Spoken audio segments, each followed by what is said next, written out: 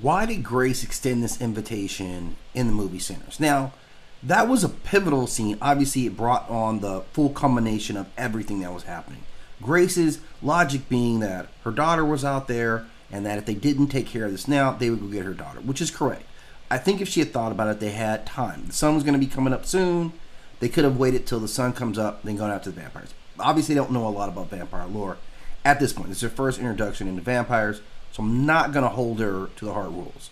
But I am going to talk about the writing. Now, first, I love the movie and the writing, and I thought overall the film was great.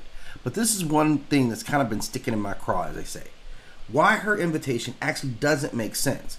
Because Grace doesn't actually own the threshold. This is a big part of the lore. Whether it's her home or protected space, she would not have logically been able to invite them in there. Because this is about sovereignty. The vampire lore hinges on the idea that the legal or spiritual owner of a space is the one whose permission matters. That would have been Stack.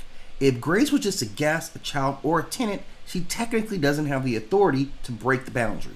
The threshold respects ownership, not just physical presence. This is about intent and authority. Even if Grace wants the vampire to come in, it doesn't matter unless she's the person who guards that space. This is why in a lot of vampire tales, children or even servants can't grant entry because they don't hold the power of the household protection.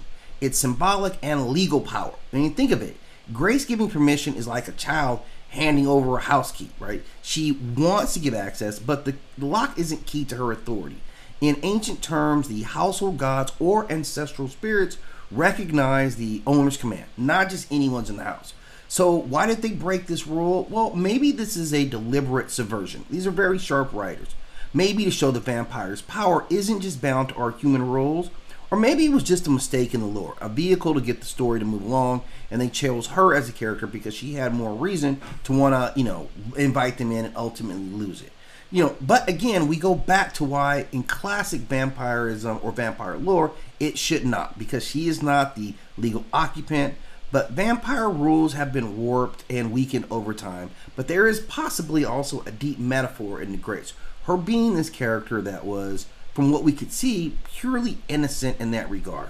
Mother, wife, very friendly shop owner. So perhaps that was the gateway to which they justify her coming in. But in traditional vampiric lore, what we've been looking at, she should not have been able to make that decision. And it kind of, puts things at odds with what vampire lore is.